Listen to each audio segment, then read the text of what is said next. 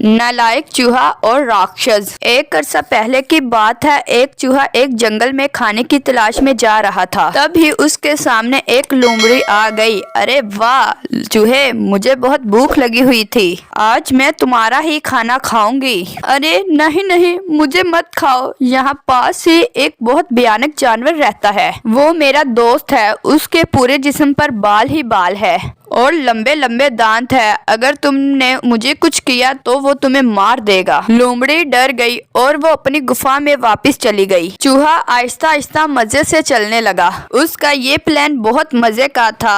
उसे रास्ते में एक उल्लू मिला। अच्छा हुआ तुम आ गए, आज मैं तुम्हें खाऊंगा। नहीं नहीं, तुम मुझे मत खाना। अगर तुमने कुछ किया तो तुम जिस पेड़ पर रहते हो उस पेड़ पर मेरा दोस्त आकर, जिसके बड़े बड़े दांत और लंबे लंबे बाल हैं, वो तुम्हें खा जाएगा। उल्लू सुनते ही अपने पेड़ पर चला गया और डर गया। आगे जाके उसे बिल्कुल वैसा ही राक्षस मिला जैसा उसने लोमड़ी और उल्लू को बताया था और वो बहुत बुरी तरह डर गया। अरे इतना भयानक राक्षस, या अल्लाह मेरी मदद करो। अब मैं तुम्हें खा जाऊंगा। अरे तुम मुझे खाने का सोचना भी मत, मैं जंगल का राजा हूँ, मुझे खाने का कोई फायदा नहीं। तुम जानते हो मुझसे सब कितना डरते हैं।